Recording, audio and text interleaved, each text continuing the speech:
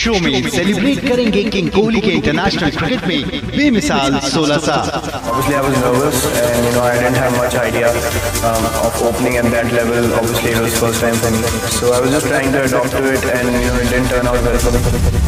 खुद विराट कोहली से जानेंगे क्या है उनकी सफलता का राज, एक स्पेशल इंटरव्यू में।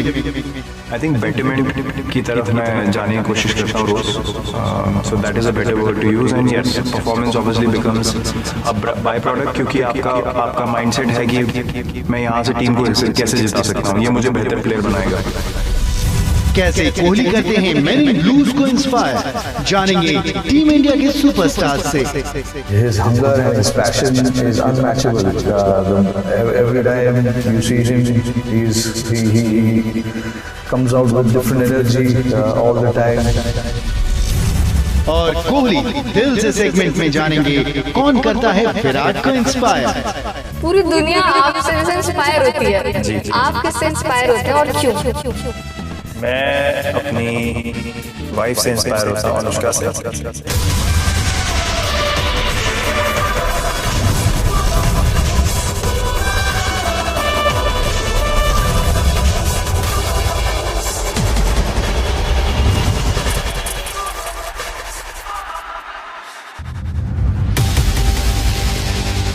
क्रिकेट जगत का चमकता सितारा विराट कोहली।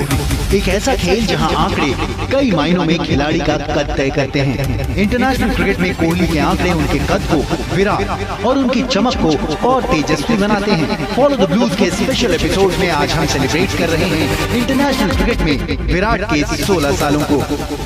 स्वागत है आपका आपके favourite show follow the blues में, एक लौता शो जो टीम इंडिया से जुड़े हर अपडेट आप तक लेकर आता है।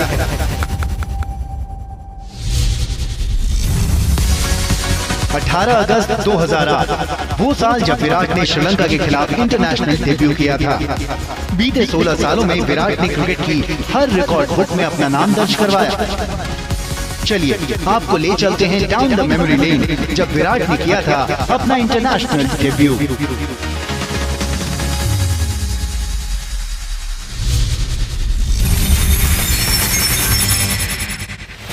अंडर 19 वर्ल्ड कप में टीम इंडिया को लीड कर चैंपियन बनाने के बाद युवा विराट कोहली ने श्रीलंका के खिलाफ 2008 में इंटरनेशनल क्रिकेट में डेब्यू किया। I remember the day before the practice of the first match.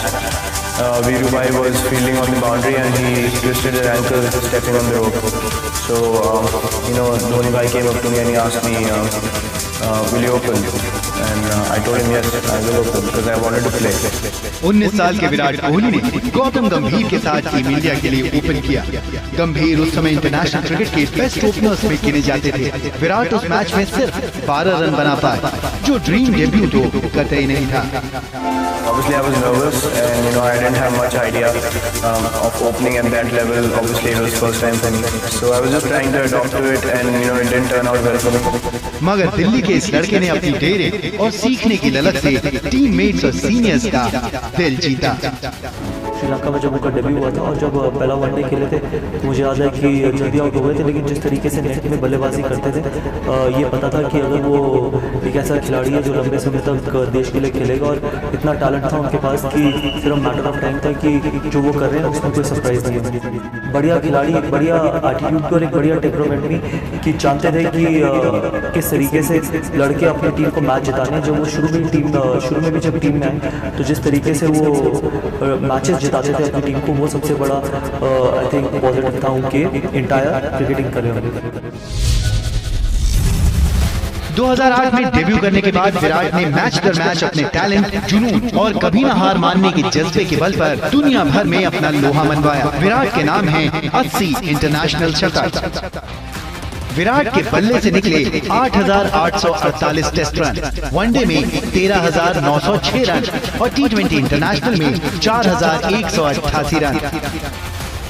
कुल मिलाकर 26,942 इंटरनेशनल रन। बतौर कप्तान विराट ने टीम इंडिया को 213 मैचों में लीड किया, जिसमें 135 मुकाबलों में भारत को जीत मिली। यानी कोहली की कप्तानी में टीम इंडिया का जीत प्रतिशत रहा 63। क्या है विराट की सफलता का राज? सुनते हैं भारतीय रन मशीन यानी खुद विराट कोहली से।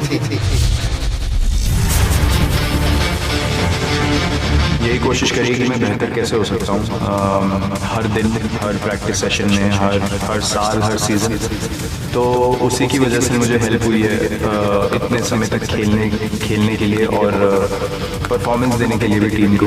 तो आई डोंट थिंक उस माइंडसेट के बिना आप कंसिस्टेंटली परफॉर्म कर सकते हैं, बिकॉज अगर आपका परफॉर्मेंस ही सिर्फ गोल है तो एक समय के बाद आप सेटिस्फाई होके मेहनत करने बंद भी कर सकते हैं। तो मेरा हमेशा से यही मोटो है कि चेज बेटरमेंट आउट से, नॉट एक्सीलेंस, बिकॉज मेरे को पता नहीं है कि एक्सीलेंस की डेफिनेशन है क्या।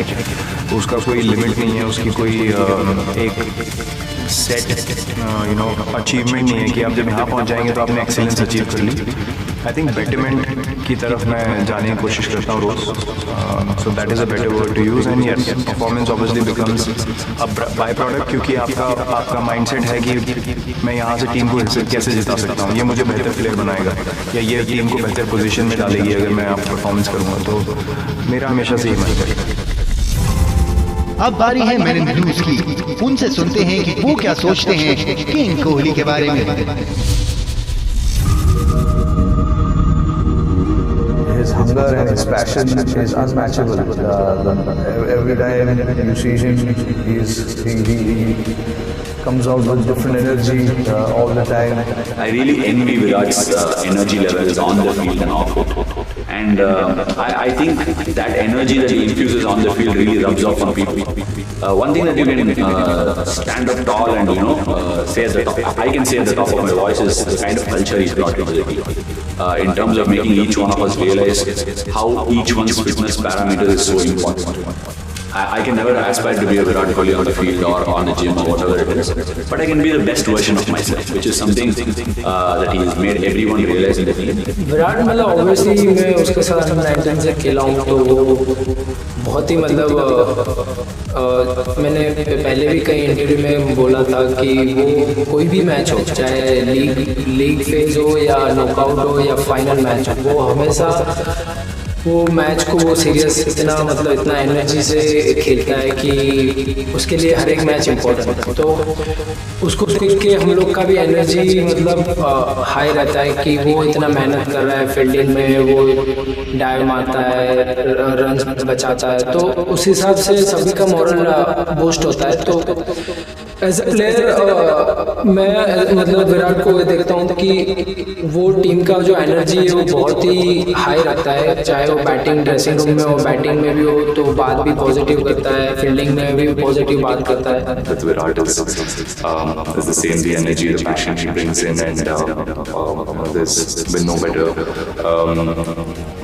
cricketer in the world in our country who's won many games as him. So to play with him, to understand how he thinks, understand how he treats every situation and how he reads the game has been great learning for me, and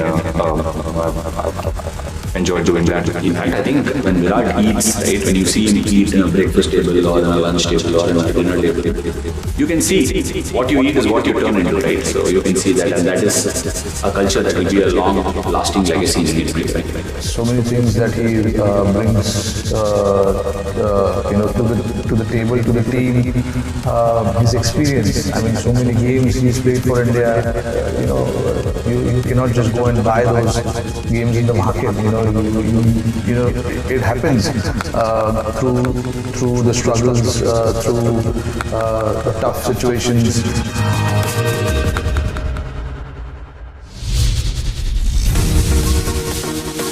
follow the blues के इस episode में बस इतना ही। #Follow the blues के साथ आप अपने सुझाव और राय हमसे सोशल मीडिया पर शेयर करना मत भूलिएगा। स्टार स्पोर्ट्स नेटवर्क पर हम फिर हाजिर होंगे रविवार सुबह 9 बजे एक नए एपिसोड के साथ। जाते जाते हम आपको छोड़ जाते हैं विराट कोहली के साथ, जहां वो बता रहे हैं अपने इंस्पिरेशन के बारे में और यंगस्टर्स को दे रहे हैं एक स्पेशल मैसेज। आज हम बहुत नर्वसिया रहे हैं और इंटरव्यू गया तेल लेने। 10 मिनट के इंटरव्यू में 5 मिनट तो हमें यकीन करने में लगेगा कि हमारी बात हो किससे रही। तो विराट सर, पूरी दुनिया आपसे इंस्पायर होती है, आप किससे इंस्पायर होते हैं और क्यों? मैं अपनी वाइफ से इंस्पायर होता हूँ, अनुष्का से, क्योंकि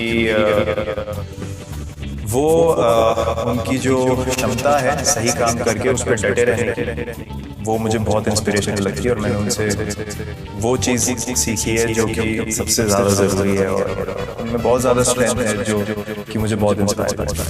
क्रिकेट जैसे क्रिकेट की फील्ड के अलावा कोई ऐसी चीज़ है कि आप फ्यूचर में करना चाहते हैं? क्रिकेट की फील्ड के अलावा जो अचीव तो मैं नहीं बोलूँगा क्योंकि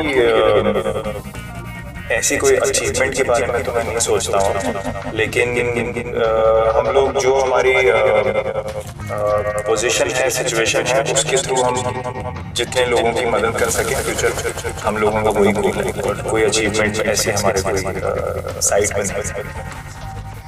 और कोई ऐसा इंसान है जिससे आप मिलना चाहते हैं और नहीं मिले अभी तक? ऐसे इंसान थे जिनसे मैं मिलना चाहता था और नहीं मिल पाया, वो किशोर कुमार। तो मेरी बहुत चाह थी कि मतलब मैं उनसे मिल सकूं, लेकिन ऑब्वियसली वो इस दुनिया में नहीं है, तो वो ही एक मेरी चाह थी। बाकी इस समय पे ऐसा कोई इंसान नहीं है जिससे मैं बोलूं कि मुझे बहुत मैं उतावला हो रहा हूं मिलने के लिए।